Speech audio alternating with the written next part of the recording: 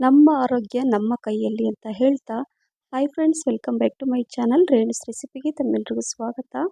ಇವತ್ತು ಸೊಪ್ಪುಗಳನ್ನು ಬಳಸಿಬಿಟ್ಟು ಇವತ್ತು ಥಾಲಿ, ಲಂಚ್, ಡಿನ್ನರಿಗೆ ಯಾವಾಗ ಬೇಕಾದರೂ ಮಾಡ್ಬೋದು. ತುಂಬ ಹೆಲ್ದಿಯಾಗಿರುತ್ತೆ.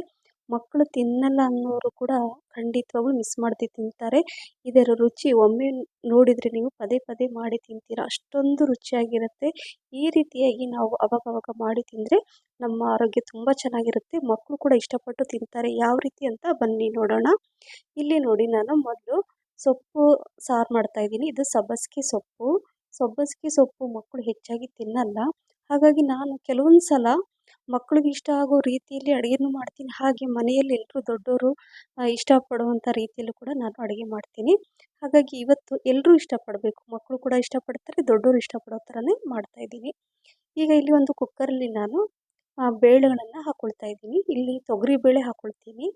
ನೋಡಿ, ಫಸ್ಟ್ ಒಂದು ಮುಷ್ಟಿಯಷ್ಟು ನಾನು ತೊಗರಿಬೇಳೆ ಹಾಕ್ಕೊಂಡಿದ್ದೀನಿ. ಹಾಗೆ ಇನ್ನೊಂದು ಮುಷ್ಟಿಯಷ್ಟು, 2 ಮುಷ್ಟಿಯಷ್ಟು ತೊಗರಿಬೇಳೆ ಹಾಕ್ಕೊಂಡಿದ್ದೀನಿ. ಹಾಗೆ 1 ಮುಷ್ಟಿಯಷ್ಟು ಇದು ಕಡಲೆಬೇಳೆ ಒಂದೇ ಮುಷ್ಟಿ ಸಾಕು. ಹಾಗೆ 1 ಮುಷ್ಟಿಯಷ್ಟು ಇದು ಮಸೂರ್ ದಾಲ್, ಇದನ್ನು ಕೂಡ ಹಾಕ್ಕೊಳ್ತಾ ಇದ್ದೀನಿ. ಹಾಗೆ 1 ಮುಷ್ಟಿಯಷ್ಟು ಹೆಸರು ಕಾಳು. ಈ ರೀತಿ ಎಲ್ಲ ಕಾಳುಗಳನ್ನು ಹಾಕಿಬಿಟ್ಟು ನಾವು ಇವತ್ತು ಸಾರನ್ನು ಮಾಡ್ತಾ ಇದ್ದೀನಿ. ಈಗ ನೀರು ಹಾಕಿಬಿಟ್ಟು 4 ರಿಂದ 5 ಟೈಮು ಚೆನ್ನಾಗಿ ಬೇಳೆಗಳನ್ನು ತೊಳ್ಕೊಬೇಕಾಗತ್ತೆ. ಸೊ ಈಗ ಎಲ್ಲ ತೊಳ್ಕೊಂಡಾಯಿತು. ಈಗ ಇದರಲ್ಲಿ ಸ್ವಲ್ಪ ಎಷ್ಟು ಬೇಕೋ ಅಷ್ಟು ನೀರನ್ನು ಹಾಕ್ಕೊಳ್ಳೋಣ. ಒಂದು 2 ಗ್ಲಾಸಷ್ಟು ನೀರನ್ನು ಹಾಕ್ಕೊಂಡು ಈಗ ಇದನ್ನು ನಾನು ಗ್ಯಾಸ್ ಆನ್ ಮಾಡಿಬಿಟ್ಟು ಅದು ಮೀಡಿಯಮ್ ಅಥವಾ ಸಿಮ್ಮಲ್ಲಿ ಇಟ್ಟಿರ್ತೀನಿ. ಈಗ ಒಂದು ಈರುಳ್ಳಿ ಹೆಚ್ಕೊಳ್ತೀನಿ. ಈ ರೀತಿಯಾಗಿ ಉದ್ದಕ್ಕೆ ಹೆಚ್ಕೊಂಡ್ಬಿಟ್ಟು ಹಾಕ್ಕೊಳ್ತೀನಿ. 5 ರಿಂದ ಅಥವಾ 4 ಅಥವಾ 5 ಮೆಣಸಿನ್ಕಾಯಿ, ಅಂದರೆ ನಿಮ್ಮ ಖಾರಕ್ಕೆ ಅನುಗುಣವಾಗಿ ನೀವು ಹಸಿಮೆಣಸಿನ್ಕಾಯಿನ ಹಾಕ್ಕೋಬೋದು. ಹಾಗೆ 2 ಟೊಮೆಟೊ ತೊಗೊಂಡಿದ್ದೀನಿ. ಹಣ್ಣಾಗಿರುವ 2 ಟೊಮೆಟೊ ಕೂಡ ನಾನು ಈ ರೀತಿಯಾಗಿ ಸಣ್ಣಕ್ಕೆ ಹೆಚ್ಕೊಳ್ತೀನಿ. ನೋಡಿ, ಈ ರೀತಿಯಾಗಿ ತುಂಬ ರುಚಿಯಾಗಿರುತ್ತೆ ಇದು. ಒಮ್ಮೆ ನೀವು ಈ ಸಬ್ಬಸಿಗೆ ಸೊಪ್ಪು ಇಷ್ಟಪಡದೇ ಇರೋರು ಕೂಡ ಇಷ್ಟಪಟ್ಟು ತಿಂತಾರೆ. ಸೊ ಈಗ ಹೆಚ್ಚಿರುವಂಥ ಈರುಳ್ಳಿ, 4 ರಿಂದ 5 ಹಸಿಮೆಣಸಿನ್ಕಾಯಿ, 2 ಟೊಮೆಟೊ ಇದನ್ನು ಹಾಕಿ ನಂತರ ಈಗ ಸಬ್ಬಸಿಗೆ ಸೊಪ್ಪು 1 ಕಟ್ಟಷ್ಟು ಇದೆ. ಇದು ಚೆನ್ನಾಗಿ ಕ್ಲೀನ್ ಮಾಡಿ ತೊಳೆದ್ಬಿಟ್ಟು ಈಗ ನಾನು ಇದನ್ನು ಕಟ್ ಮಾಡ್ತಾ ಇದ್ದೀನಿ. ನೋಡಿ, ಈ ರೀತಿಯಾಗಿ ನಾನು ಕಟ್ ಮಾಡಿಬಿಟ್ಟು ಇದನ್ನು ಈ ಬೇಳೆಗಳಲ್ಲಿ ಹಾಕಬೇಕು.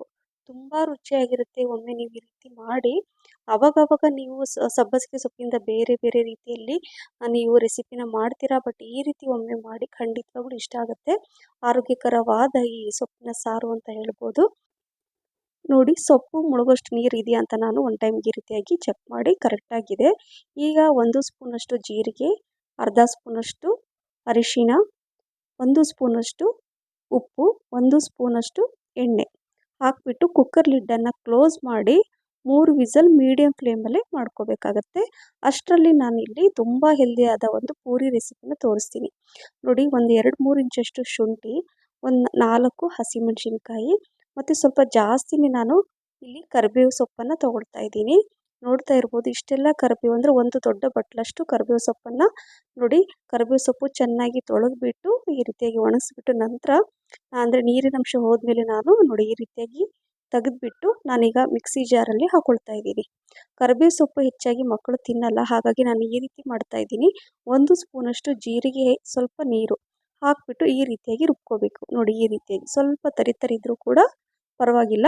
ಈ ರೀತಿ ರುಬ್ಕೊಂಡು ಈಗ ಇದನ್ನು ಸೈಡಲ್ಲಿ ಇಡೋಣ.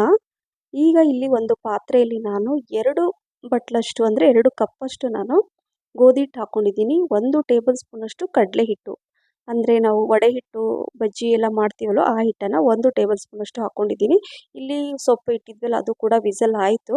ಇಲ್ಲಿ ರುಚಿಗೆ ತಕ್ಕಷ್ಟು ಉಪ್ಪು ಹಾಕ್ಕೊಂಡಿದ್ದೀನಿ. ಅರ್ಧ ಸ್ಪೂನಷ್ಟು ಅಜ್ವೈನ್ ಅಥವಾ ಓಂ ಕಾಳು, ಡೈಜೆಷನ್ಗೆ ತುಂಬ ಹೆಲ್ಪ್ ಆಗುತ್ತೆ. ಮಿಸ್ ಮಾಡದೆ ಇದನ್ನು ಕೂಡ ಹಾಕ್ಕೋಬೇಕು. ಹಾಗೆ ಇಲ್ಲಿ 2 ಸ್ಪೂನಷ್ಟು ಎಣ್ಣೆ ಕೂಡ ಹಾಕ್ಕೊಂಡು ಈಗ ಇದರಲ್ಲಿ ರುಬ್ಬಿರುವಂತಹ ಈ ಕರಿಬೇವು ಚಟ್ನಿ ಏನು ಮಾಡಿಟ್ಟಿದ್ವಲ್ವ ಅದನ್ನು ಇದರಲ್ಲಿ ಹಾಕ್ಕೋಬೇಕು. ಕರಿಬೇವು ಸೊಪ್ಪು ನಾವು ಒಗ್ಗರಣೆಗೆ ಮಾತ್ರ ಹಾಕ್ತೀವಿ, ಸೈಡಲ್ಲಿ ಎತ್ತಿಟ್ಬಿಡ್ತಾರೆ. ಆ ಕೆಲಸನ ಮಾಡಬೇಡಿ. ಅದನ್ನು ತಿನ್ನಿ, ನಮ್ಮ ಆರೋಗ್ಯಕ್ಕೆ ತುಂಬ ಒಳ್ಳೆಯದು. ತಿನ್ನಲ್ಲ ಅಂದವರಿಗೆ ನಾನು ಹೆಚ್ಚಾಗಿ ಮಕ್ಕಳಿಗೆ, ದೊಡ್ಡವರಿಗೆ ಎಲ್ರಿಗೂ ಇದು ತುಂಬ ಉಪಯೋಗ ಆಗುತ್ತೆ. ಕರಿಬೇವು ಸೊಪ್ಪು ಕಣ್ಣಿಗೆ, ಕೂದಲಿಗೆ, ಶುಗರ್, BP, ಬ್ಯಾಡ್ ಕೊಲೆಸ್ಟ್ರಾಲ್ ಎಲ್ಲ ಕೂಡ ಇದು ಒಂಥರ ರಾಮಬಾಣ ಅಂತ ಹೇಳ್ಬೋದು. ಹಾಗಾಗಿ ಈ ರೀತಿಯಾಗಿ ನಾನು ಅವಾಗವಾಗ ಮಾಡ್ತೀನಿ. ಸ್ವಲ್ಪ ನೀರು ಎಷ್ಟು ಬೇಕೋ ಅಷ್ಟು ನೀರನ್ನು ಹಾಕ್ಕೊಂಡು ಈಗ ಇದನ್ನು ಟೈಟಾಗಿ ಚಪಾತಿ ಹಿಟ್ಟಿಗಿಂತ ಸ್ವಲ್ಪ ಗಟ್ಟಿಯಾಗಿ ಕಲಿಸ್ಕೋಬೇಕು. ನಾನು ಇದರಲ್ಲಿ ಚಪಾತಿ ಮಾಡ್ತಾ ಇಲ್ಲ, ಪೂರಿ ಮಾಡ್ತಾ ಇದ್ದೀನಿ. ಚಪಾತಿ ಮಾಡಿದರೆ ಮಕ್ಕಳು ಅಷ್ಟು ಇಷ್ಟಪಡಲ್ಲ, ಹಾಗಾಗಿ ಪೂರಿ ಮಾಡಿದರೆ ಚಿಕ್ಕವರಿಂದ ಹಿಡಿದು ದೊಡ್ಡವರು ಕೂಡ ಇಷ್ಟಪಟ್ಟು ತಿಂತಾರೆ. ಸ್ವಲ್ಪ ಎಣ್ಣೆ ಹಾಕಿಬಿಟ್ಟು ನೋಡಿ ಈ ರೀತಿಯಾಗಿ ಟೈಟಾಗಿ ಗಟ್ಟಿಯಾಗಿ ಕಲಿಸ್ಬಿಟ್ಟು ಇದನ್ನು ನಾನು ಸ್ವಲ್ಪ ಹೊತ್ತು ರೆಸ್ಟ್ ಮಾಡಲಿಕ್ಕೆ ಇಡ್ತೀನಿ. ಈಗ ಇದು ರೆಸ್ಟ್ ಆಗ್ತಾ ಇರುತ್ತೆ ಅಷ್ಟರಲ್ಲಿ ವಿಸಲ್ ಕೂಡ ಆಯ್ತಲ್ವಾ. 5 ನಿಮಿಷದ ನಂತರ ನಾನು ಕುಕ್ಕರ್ ಲಿಡ್ಡನ್ನು ಓಪನ್ ಮಾಡಿ ತೋರಿಸ್ತಾ ಇದ್ದೀನಿ. ನೋಡಿ ಕರೆಕ್ಟಾಗಿ ಪರ್ಫೆಕ್ಟಾಗಿ ಇದು ಸೊಪ್ಪು ಬೇಳೆ ಎಲ್ಲ ಕರೆಕ್ಟಾಗಿ ಕುಕ್ ಆಗಿದೆ. ಇದೇ ರೀತಿ ಆಗಬೇಕು. ತುಂಬ ಮ್ಯಾಶ್ ಆದರೆ ಅಷ್ಟು ಚೆನ್ನಾಗಿರಲ್ಲ. ಹಾಗಾಗಿ ಈ ರೀತಿಯಾಗಿ ಮಾಡಿ ನಂತರ ಇಲ್ಲಿ ಒಂದು ಕಡಾಯಿ ಇಟ್ಟಿದ್ದೀನಿ. ಇಲ್ಲಿ ನಾನು ಒಗ್ಗರಣೆಗೆ 2 ಸ್ಪೂನಷ್ಟು ತುಪ್ಪನ ಹಾಕೊಳ್ತಾ ಇದ್ದೀನಿ. ಎಣ್ಣೆ ಬೇಕಾದರೆ ಎಣ್ಣೆ ಕೂಡ ಯೂಸ್ ಮಾಡ್ಬೋದು. ಸೊ ತುಪ್ಪ ಬಿಸಿ ಆದಮೇಲೆ 1 ಸ್ಪೂನಷ್ಟು ಸಾಸಿವೆ, ಸ್ವಲ್ಪ ಜೀರಿಗೆ ಕೂಡ ಹಾಕೋಬೇಕು, ಹಾಗೆ ಸ್ವಲ್ಪ ಇಂಗು, ಹಾಗೆ ಕರಿಬೇವು ಸೊಪ್ಪನ್ನು ಕೂಡ ಒಗ್ಗರಣೆಗೆ ಹಾಕಿ ತುಂಬ ಚೆನ್ನಾಗಿರುತ್ತೆ ಫ್ಲೇವರು. ನಂತರ ಇಲ್ಲಿ 1 ಬೆಳ್ಳುಳ್ಳಿ, ದೊಡ್ಡ ಗಾತ್ರದ ಬೆಳ್ಳುಳ್ಳಿ ಸಿಪ್ಪೆ ತೆಗೆದು ಈ ಥರ ಸ್ವಲ್ಪ ಜಜ್ಜಿಬಿಟ್ಟು ಹಾಕ್ಕೊಂಡಿದ್ದೀನಿ. 4ರಿಂದ 5 ಒಣಮೆಣಸಿನ್ಕಾಯಿ ಕೂಡ ಹಾಕ್ಕೊಳ್ತಾ ಇದ್ದೀನಿ. ಈ ರೀತಿ ಒಗ್ಗರಣೆ ಕೊಟ್ಟರೆ ತುಂಬ ಚೆನ್ನಾಗಿರುತ್ತೆ. ನಾನು ಜಾಸ್ತಿ ಮಸಾಲೆ ಯಾವುದು ಯೂಸ್ ಮಾಡ್ತಾ ಇಲ್ಲ. ಏನಂದರೆ ಬೆಳ್ಳುಳ್ಳಿ ಒಗ್ಗರಣೆನೇ ಇದಕ್ಕೆ ಸಾಕು. ಈಗ ಕುಕ್ಕರಲ್ಲಿ ನಾವು ಏನು ಬಾಯ್ಲ್ ಮಾಡಿಟ್ಟಿದ್ವಲ್ವ, ಬೇಯಿಸಿಟ್ಟಿರುವಂತಹ ಸೊಪ್ಪು ಮತ್ತು ಬೇಳೆನ ಇದರಲ್ಲಿ ಒಗ್ಗರಣೆ ಈ ರೀತಿಯಾಗಿ ಹಾಕಿ ಸ್ವಲ್ಪ ನೀರು ಕೂಡ ಹಾಕ್ಕೊಳ್ತಾ ಇದ್ದೀನಿ. ತುಂಬ ತೆಳುವ ಕೂಡ ನಾನು ಮಾಡ್ತಾ ಇಲ್ಲ.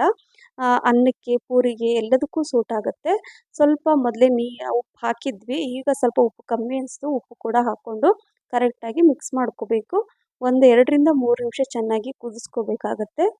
ಲಾಸ್ಟಲ್ಲಿ ಸ್ವಲ್ಪ ಕೊತ್ತಂಬರಿ ಸೊಪ್ಪು ಕೂಡ ನಾನು ಹಾಕ್ತಾ ಇದ್ದೀನಿ. ಕೊತ್ತಂಬರಿ ಸೊಪ್ಪು ಹಾಕಿ ಒಂದು 30 ಸೆಕೆಂಡ್ ಸಾಕು ಮಿಕ್ಸ್ ಮಾಡಿ ಗ್ಯಾಸ್ ಫ್ಲೇಮನ್ನು ಆಫ್ ಮಾಡಿದರೆ ಈ ಸಬ್ಬಸಿಗೆ ಸೊಪ್ಪು ಮತ್ತು 4 ವಿಧದ ಈ ಬೇಳೆಗಳನ್ನು ಹಾಕಿ ಮಾಡಿದ ಈ ಸಾರು ರೆಡಿ ಆಯಿತು. ತುಂಬ ರುಚಿಯಾದ, ಆರೋಗ್ಯಕ್ಕೆ ತುಂಬ ಒಳ್ಳೆಯದು. ಸೊ ಈ ಸೊಪ್ಪಿನ ಸಾರು ಕೂಡ ರೆಡಿ ಆಯಿತು. ಇದನ್ನು ಸೈಡಲ್ಲಿ ಎತ್ತಿಡೋಣ.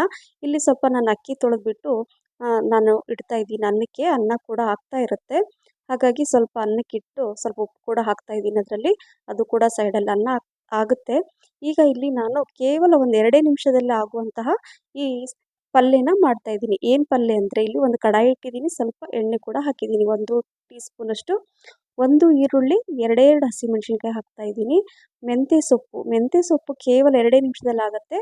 ಎಣ್ಣೆ ಬಿಸಿ ಆದಮೇಲೆ ಸ್ವಲ್ಪ ಸಾಸಿವೆ, ಸ್ವಲ್ಪ ಜೀರಿಗೆ, 2 ಹಸಿಮೆಣಸಿನ್ಕಾಯಿ, 1 ಈರುಳ್ಳಿ ಹಾಕಿಬಿಟ್ಟು ಇದು ಸ್ವಲ್ಪ ತುಂಬ ಕಲರ್ ಚೇಂಜ್ ಆಗೋ ತನಕ ಏನು ಫ್ರೈ ಮಾಡ್ಕೊಳ್ಳೋದು ಬೇಡ. ಸ್ವಲ್ಪ ಹಸಿಯಾಗಿದ್ರೇ ಚೆನ್ನಾಗಿರುತ್ತೆ.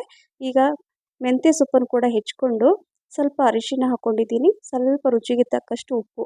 ಯಾವುದೇ ಮಸಾಲೆ ಪೌಡ್ರು ಅಥವಾ ಏನು ಯೂಸ್ ಮಾಡ್ತಾ ಇಲ್ಲ. ಇದೇ ರೀತಿಯಾಗಿ ಸಿಂಪಲ್ಲಾಗಿ ಮಾಡ್ಕೊಳ್ಳಿ, ತುಂಬ ಚೆನ್ನಾಗಿರುತ್ತೆ. ಹೆಚ್ಚಿರುವಂತಹ ಮೆಂತ್ಯ ಸೊಪ್ಪನ್ನು ಹಾಕ್ಕೊಂಡು ಒಂದು 30 ಸೆಕೆಂಡ್ ಮಾತ್ರ ಮಿಕ್ಸ್ ಮಾಡ್ಕೋಬೇಕು. ಯಾವುದೇ ಸೊಪ್ಪನ್ನು ಜಾಸ್ತಿ, ಅದು ಮೆಂತ್ಯ ಸೊಪ್ಪನ್ನಂತೂ ಜಾಸ್ತಿ ಬೇಯಿಸ್ಕೋಬಾರ್ದು. ಒಂದು 30 ಸೆಕೆಂಡ್ ಇಷ್ಟ ಆದರೆ ಸಾಕು. ಸೊ ಇದು ಪರ್ಫೆಕ್ಟಾಗಿ ಕುಕ್ ಆಗಿದೆ. ಈಗ ಈ ಮೆಂತ್ಯ ಸೊಪ್ಪಿನ ಪಲ್ಯ ಕೇವಲ 2 ನಿಮಿಷದಲ್ಲಿ ರೆಡಿ ಆಯಿತು. ಅನ್ನ ಇಟ್ಟಿದ್ವಲ್ಲ ಅದು ಕೂಡ ಆಯಿತು. ಈಗ ಒಂದು ಇಲ್ಲಿ ಕಡಾಯಿ ಇಟ್ಟಿದ್ದೀನಿ, ಅದರಲ್ಲಿ ಸ್ವಲ್ಪ ಎಣ್ಣೆ ಹಾಕ್ಕೊಳ್ತೀನಿ. ಲಾಸ್ಟಲ್ಲಿ ನಾನು ಹಿಟ್ಟು ಕಲಸಿಟ್ಟಿದ್ನಲ್ವ, ಕರಿಬೇವು ಸೊಪ್ಪಿನ ಪೂರಿನ ಮಾಡ್ಕೊಳ್ತೀನಿ. ಎಣ್ಣೆ ಕೂಡ ಬಿಸಿ ಆಗ್ತಾ ಇರುತ್ತೆ. ಮೀಡಿಯಮ್ ಅಥವಾ ಸಿಮ್ಮಲ್ಲೇ ಇಟ್ಕೊಳ್ಳಿ. ಅಷ್ಟರಲ್ಲಿ ಸ್ವಲ್ಪ ಪೂರಿನ ನಾವು ಉದ್ಕೊಳ್ಳೋಣ. ನೋಡಿ ಸ್ವಲ್ಪ ಹಿಟ್ಟು ಸ್ವಲ್ಪ ಜಾಸ್ತಿ ತೊಗೊಳ್ಳಿ. ಮೀಡಿಯಮ್ ನಾರ್ಮಲ್ ಪೂರಿ ಮಾಡ್ತಿರಲ್ಲ ಅದಕ್ಕಿಂತ ಒಂದು ಸ್ವಲ್ಪ ಹಿಟ್ಟನ್ನು ಜಾಸ್ತಿ ತೊಗೊಂಡು ಈ ರೀತಿಯಾಗಿ ಉಂಡೆಗಳನ್ನು ಮಾಡಿ ಇಟ್ಕೊಂಡ್ರೆ ಬೇಗ ಆಗುತ್ತೆ. ಈಗ ಅಲ್ಲಿ ಸೈಡಲ್ಲಿ ಎಣ್ಣೆ ಕೂಡ ಬಿಸಿ ಆಗ್ತಾ ಇರುತ್ತೆ. ಇಲ್ಲಿ ನಾನು ಪೂರಿ ಸ್ವಲ್ಪ ಲೈಟಾಗಿ ಎಣ್ಣೆ ಹಚ್ಕೊಂಡು ಕೆಳಗಡೆ ನೋಡಿ, ಎಣ್ಣೆ ಹಚ್ಕೊಂಡು ಉದ್ಕೊಂಡು ಏನಾಗುತ್ತೆ, ಪೂರಿ ನಾವು ಮಾಡುವಾಗ ಎಣ್ಣೆ ಎಲ್ಲ ಕಲರ್ ಚೇಂಜ್ ಆಗಲ್ಲ, ಎಣ್ಣೆ ಹಾಳಾಗಲ್ಲ. ಹಾಗಾಗಿ ಇದೇ ರೀತಿ ಸ್ವಲ್ಪ ಎಣ್ಣೆ ಈ ಥರ ಹಚ್ಕೊಂಡ್ಬಿಟ್ಟೆ ಪೂರಿನ ಮಾಡ್ಕೊಳ್ಳಿ.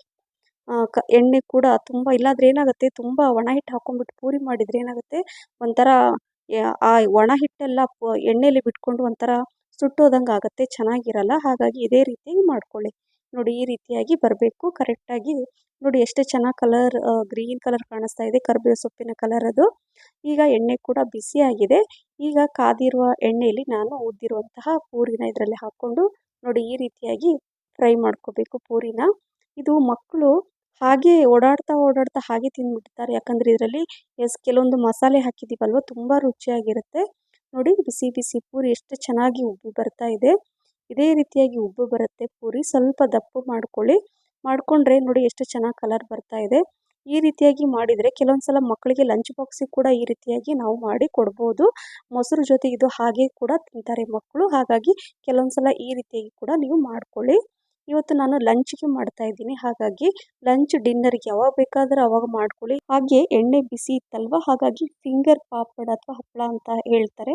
ಇದನ್ನು ಕೂಡ ನಾನು ಫ್ರೈ ಮಾಡ್ಕೊಂಡು ಇಟ್ಕೊಂಡಿದ್ದೀನಿ. ನೀವೇನಂತ ಕರಿತೀರಾ ಇದಕ್ಕೆ ಕಮೆಂಟ್ಸ್ ಮೂಲಕ ತಿಳಿಸಿ. ಇದು ಮಕ್ಕಳಿಗೆ ನಾವು ಚಿಕ್ಕವರಿದ್ದಾಗ ತುಂಬ ತಿಂತಾ ಇದ್ವಿ ಇದನ್ನು. ಸೊ ಮಕ್ಕಳಿಗೆ ಕೂಡ ಇಷ್ಟ ಆಗುತ್ತೆ. ಸೊ ಈಗ ಎಲ್ಲ ರೆಡಿ ಆಯಿತು. ಈಗ ಸಬ್ಬಸಿಗೆ ಸೊಪ್ಪಿನ ಸಾರು ಇದು ಕೂಡ ಇದೇ ರೀತಿಯಾಗಿ ಇಷ್ಟೇ ತಿಕ್ಕಾಗಿರಬೇಕು. ಇದು ಕೂಡ ರೆಡಿ ಆಯಿತು. ಹಾಗೆ ಆರೋಗ್ಯಕರವಾದ ಮೆಂತ್ಯ ಸೊಪ್ಪಿನ ಪಲ್ಯ, ಸ್ವಲ್ಪ ಮೊಸರು, ಬಿಸಿ ಬಿಸಿ ಅನ್ನ, ಹಾಗೆ ಆರೋಗ್ಯಕರವಾದ ಈ ಪೂರಿ, ಕರಿಬೇವು ಸೊಪ್ಪಿನ ಪೂರಿ, ಅನ್ನ ಜೊತೆ ಸ್ವಲ್ಪ ತುಪ್ಪ, ಸ್ವಲ್ಪ ಸೌತೆಕಾಯಿ, ಈರುಳ್ಳಿ, ಕ್ಯಾರೆಟ್, ಈ ಫಿಂಗರ್ ಪಾಪಡ್ ಇದನ್ನೆಲ್ಲ ಇಟ್ಕೊಂಡು ಲಾಸ್ಟಲ್ಲಿ ನಾನು ಉಪ್ಪಿನಕಾಯಿ ಹಾಕದೆ ಮರೆತುಬಿಟ್ಟಿದ್ದೆ. ಸೊ ಈ ಥರ ತಿಂತಾ ಇದ್ದರೆ ತಿಂತಾನೆ ಇರ್ತೀರಾ.